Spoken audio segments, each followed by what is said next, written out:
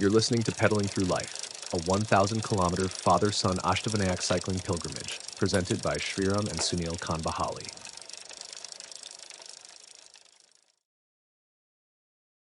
Wheels of Wonder, a young cycle's journey with Shriram, as told by Shriram's bicycle. They say every adventure begins with a spark. For me, it began with a smile. Shriram's smile, that mischievous, unstoppable, let's do this kind of smile. I still remember the day he picked me up from the store. His eyes gleamed brighter than my polished frame. He ran his fingers over my handlebar, like an artist feeling a new instrument. And when he said softly, "You and I will go places," I knew he meant it, literally. At that time, I had no idea how far those places would be. 1,000 kilometers later, I'd learned that roads don't just stretch across maps, they stretch across hearts. The journey begins, pedals, prayers, and playfulness.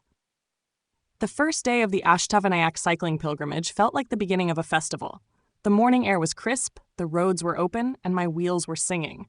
Beside me rode another cycle, older, heavier, quieter, carrying his father, Sunil.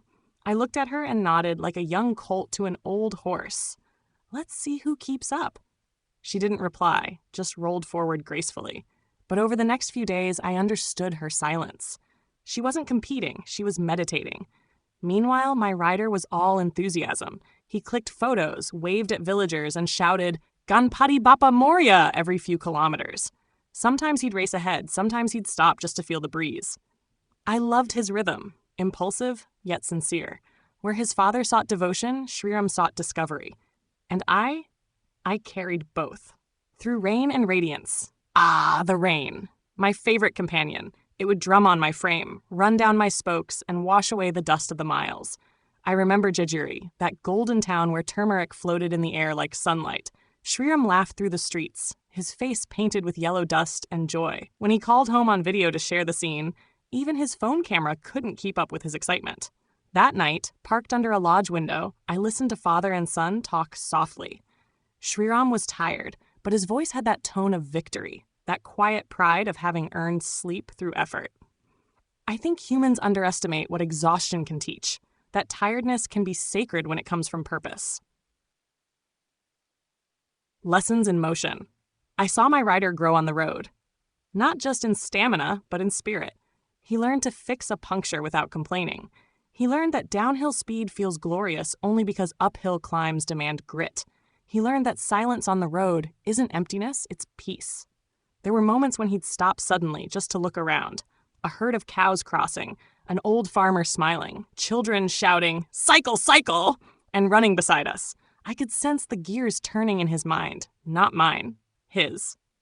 He was beginning to see the world, not just move through it.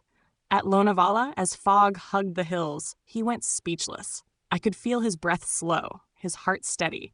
The boy who began this trip with energy was now learning stillness. That's the thing about long rides. You start by chasing the wind and end by listening to it. The bond beyond miles. Sometimes I'd glance at the other cycle. She carried Sunil with quiet dignity, a steady companion to a steady man. When both of us rested at a temple or roadside tea stall, she'd say softly, "He's teaching his son to live, not just to ride." And I'd reply, "And the son is teaching him to smile again." Together, we carried two generations, one seeking meaning, one creating it. They didn't always speak much, but their bond was in their rhythm. When one slowed down, the other waited. When one was silent, the other hummed a tune. Even their laughter sounded synchronized. A perfect cadence of father and son, man and boy, past and future. Moments I'll never forget. I'll never forget that hot, sunny afternoon when we stopped at a roadside tea stall. The lady served steaming chai in tiny glasses. Shriram took a sip, made a face, and said, "Too sweet," and then laughed, finishing it anyway. Simple joy, no filters. Or that night in Pali, when they went for the holy hot water bath. I waited under the stars while the temple bells echoed in the distance. I could imagine Shriram splashing in the sacred water, his laughter mixing with the chants, youth meeting divinity in the most innocent way. And the next morning, as we started for home, he patted my seat gently and whispered, "You did great, buddy." For a cycle, that's like receiving a medal. The ride home, reflections and realizations. The road back was quieter. Not because there was less to see, but because there was more to feel. I think Shriram had changed. He wasn't just cycling anymore. He was understanding. He began to ride slower, noticing details he'd missed before. The way light broke through clouds, the smell of wet soil, the sound of temple bells fading behind. He no longer raced ahead. He matched his father's pace, side by side, wheel to wheel. It was no longer a journey of two speeds, but of one heartbeat. By the time we reached Nashik, his smile had matured. It wasn't the grin of a boy who conquered roads, but the peace of a young man who discovered himself. What I learned as his cycle live. I was born to move, but in this pilgrimage, I learned to pause. I learned that the meaning of travel isn't in kilometers, but in connections.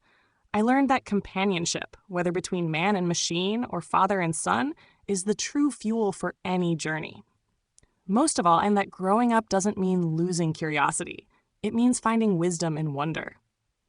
When we reached home, I stood outside, wet, muddy, tired, but my heart, if I had one, was full. Inside, the family's laughter echoed like temple bells. I heard Shriram telling his sister stories, his father smiling quietly beside him. And I realized, for all my thousands of rotations, the most meaningful distance I helped him cover was not on the road, but the one between childhood and understanding. If I could speak to other young riders, I'd tell them this. Ride far, get lost, sweat, fall, fix, learn. Because on the road, you don't just find new places, you find new versions of yourself. I am just a bicycle, gears, brakes, and a bell that still rings faintly of rain and laughter. But to me, this was more than a ride.